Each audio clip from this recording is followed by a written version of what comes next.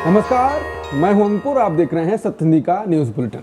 एक नजर डाल लेते हैं अब तक की खबरों पर। सेबी द्वारा अडानी ग्रुप को हिंडनबर्ग मामले में क्लीन चिट देने के एक दिन बाद कांग्रेस ने शुक्रवार को कहा कि इस घोटाले की जांच सभी पहलुओं से जारी रहनी चाहिए। कांग्रेस महासचिव जयराम रमेश ने बयान में कहा कि मीडिया में जैसी हेडलाइंस बनाई जा रही हैं, असल में अडानी यानी मोडानी एंटरप्राइजेस को सेबी ने सिर्फ 20 में से 2 मामलों में क्लीन चिट दी है। यह जांच सुप्रीम कोर्ट की निगरानी में हो रही है।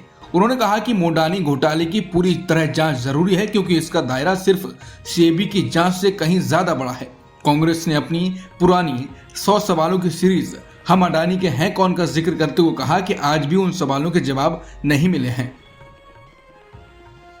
ईरान के चाबहार बंदरगाह प्रोजेक्ट पर अमेरिका ने पाबंदियों में जो छूट दी थी उसे खत्म करने का फैसला किया। अब भारत ने कहा कि इस फैसले का उस पर क्या असर होगा, इसकी स्टडी की जा रही है। विदेश मंत्रालय के प्रवक्ता रणधीर जायसवाल ने कहा, चाबहार पोर्ट को लेकर अमेरिकी सरकार की ओर से दी गई छूट वापस लेने पर जारी प्रेस बयान हमने देखा है। इस फैसले का भारत पर क्या असर होगा, हम इसकी जांच कर रहे हैं। बता दें 2018 में अमेरिका ने चाबहार बंदरगाह परियोजनाओं को प्रतिबंधों से छूट दी थी। इसकी मुख्य वजह अफगानिस्तान को ईरानी पेट्रोलियम उत्पादों का आयात जारी रखने की सुविधा देना था। उस समय अफगानिस्तान में अमेरिकी सेना मौजूद थी। 2023 में भारत ने चाबहार बंदरगाह के जरिए अफगानिस्तान को 20,000 टन गेहूं भेजा था। 2021 में इसी बंदरगाह से ईरान को इको फ्रेंडली कीटनाशक की सप्लाई की गई थी, लेकिन नई नीति के तहत अब ये छूट खत्म कर दी जाएगी। पाकिस्तान के रक्षा मंत्री ख्वाजा मोहम्मद आसिफ ने बड़ा बयान दिया है। उन्होंने कहा कि अगर जरूरत पड़ी तो पाकिस्तान का परमाणु कार्यक्रम सऊदी अरब को उपलब्ध कराया जाएगा। यह बयान पाकिस्तान और सऊदी अरब के बीच हुए नए रक्षा समझौते के बाद आया है। यह पहली बार है जब पाकिस्तान ने साफ तौर पर स्वीकार किया है कि उसने सऊदी अरब को अपने न्यूक्लियर अम्ब्रेला के नीचे लिया है। विशेषज्ञों का मानना है यह कदम दरअसल इजरायल को संदेश देने के लिए है। माना जाता है कि इजरायल ही मध्य पूर्व का इकलौता परमाणु हथियार संपन्न देश है। यह बयान उस समय आया है जब इजरायल ने हाल ही में कतर में हमास नेताओं को निशाना बनाकर हमला किया था, जिसमें 6 लोग मारे गए थे। इसके बाद खाड़ी देशों में सुरक्षा को लेकर चिंता और बढ़ गई। भारत ने शुक्रवार को कहा कि उसे उम्मीद है कि सऊदी अरब पाकिस्तान के साथ हुए रणनीतिक रक्षा समझौते के बाद भारत के आपसी हितों और संवेदनशीलता का ध्यान रखेगा।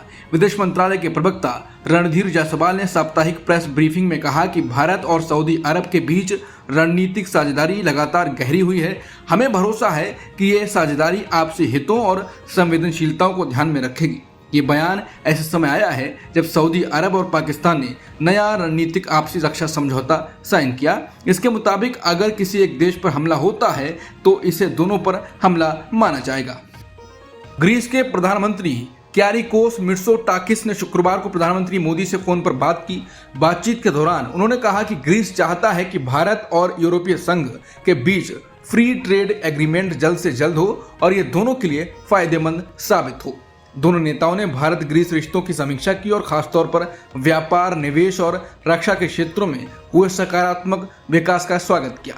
भारत और ग्रीस के बीच टेक्नोलॉजी, शिपिंग, सुरक्षा, कनेक्टिविटी और लोगों से लोगों के रिश्तों को और मजबूत करने पर भी सहमति बनी। साथ ही ग्रीस ने भारत द्वारा 2026 में होने वाले AI इम्पैक्ट समिट के लिए समर्थन जताया।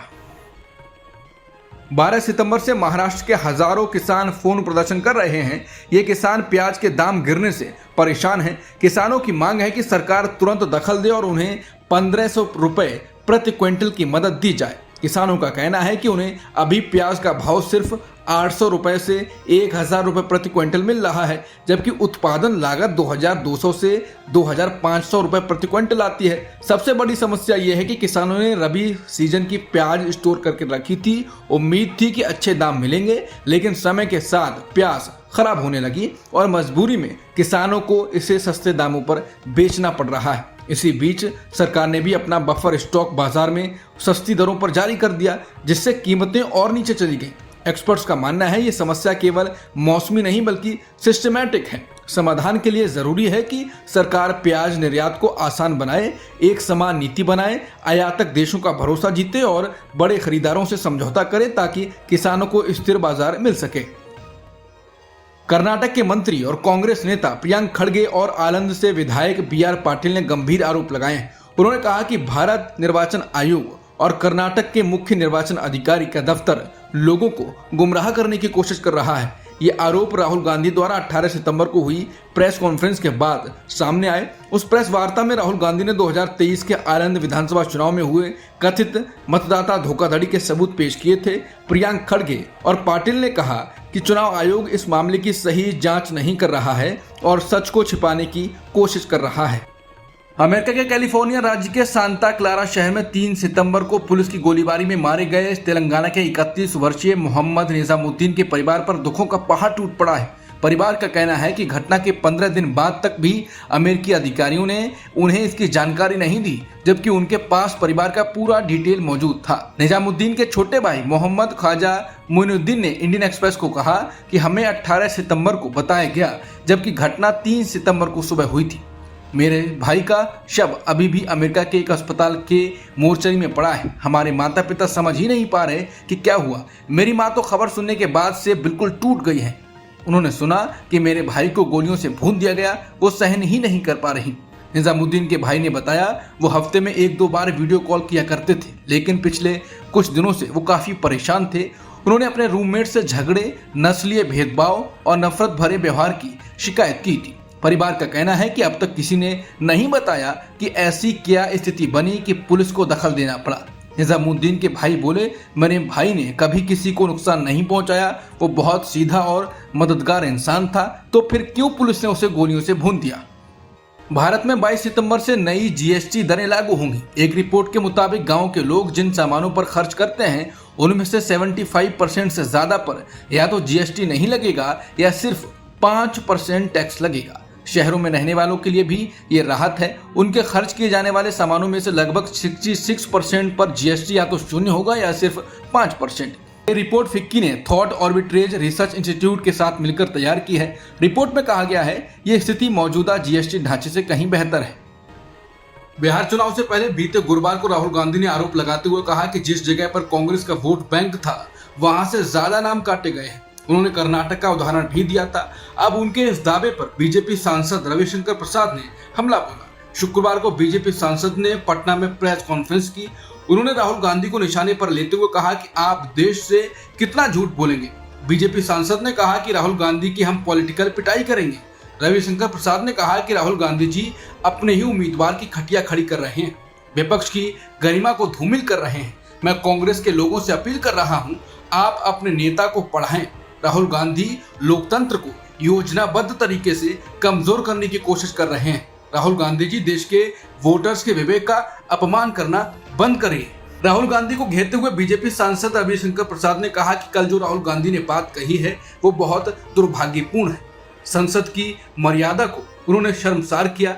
राहुल गांधी जी जैन जी के नाम पर देश में अराजकता फैलाना चाहते हैं। बीजेपी सांसद ने कहा कि राहुल गांधी जितना बोलते हैं उतना ही अपनी पार्टी को कमजोर करते हैं। उन्होंने तंज कसा कि 55 साल के हो गए हैं, कब परिपक्व बनेंगे, अब लोकसभा के नेता प्रतिपक्ष भी हैं। नेता प्रतिपक्ष राहुल गांधी ने जैन जी युवाओं से अपील की है कि वो वोट चोरी रोकें और लोकतंत्र की रक्षा करें।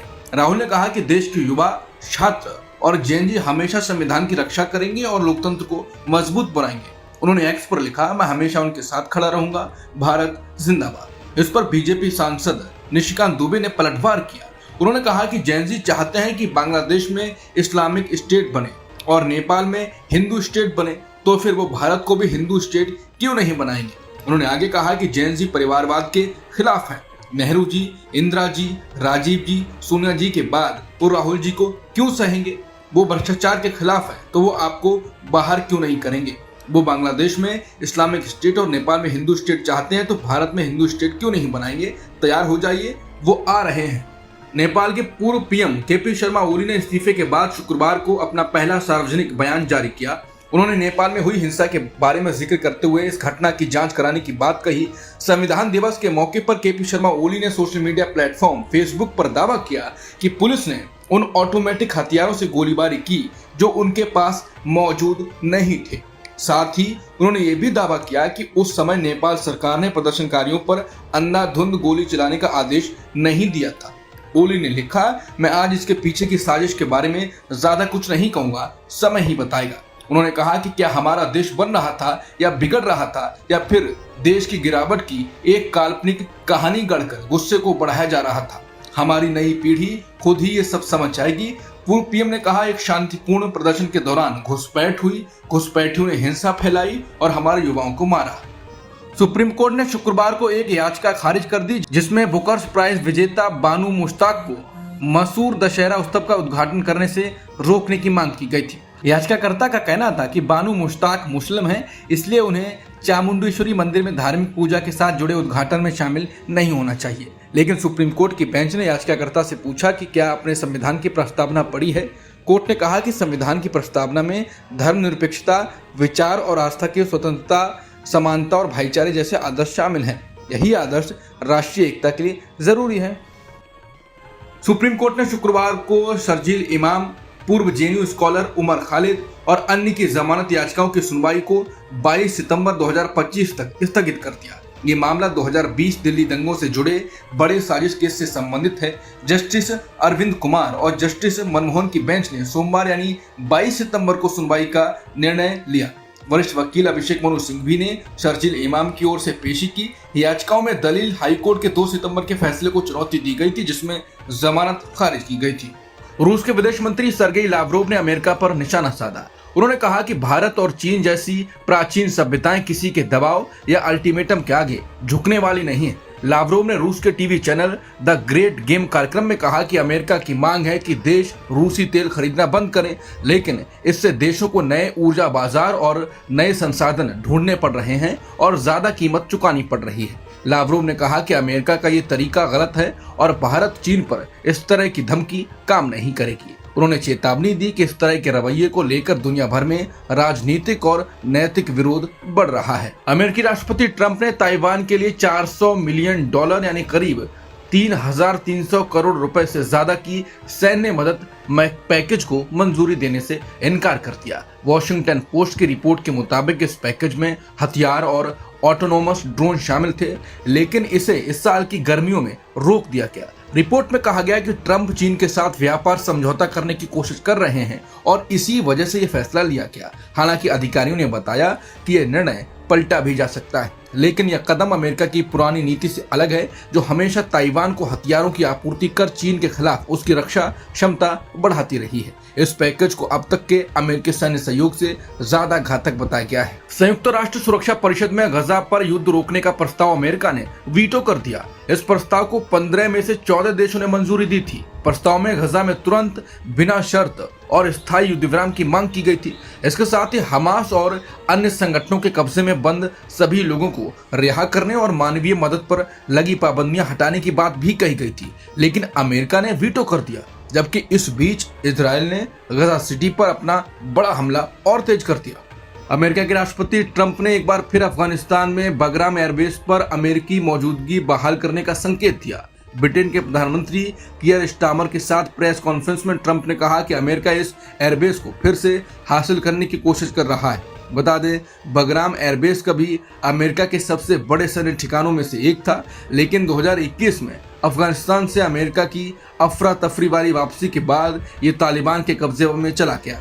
ट्रंप ने इस कदम को चीन की बढ़ती ताकत को रोकने के लिए जरूरी बताया और इसे ब्रेकिंग न्यूज कहकर पेश किया। हालांकि व्हाइट हाउस और पेंटागन ने इस पर कोई आधिकारिक प्रतिक्रिया नहीं दी कि क्या इस एयरबेस पर वापसी की कोई योजना बनाई जा रही है। अब तक की खबरों में इतना ही।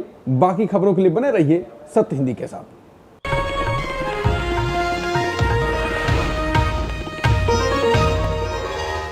Copyright disclaimer under Section 107 of the Copyright Act 1976. Allowance is made for fair use for purposes such as criticism, comment, news reporting, scholarship, and research. Fair use is a use permitted by copyright statute that might otherwise be infringing.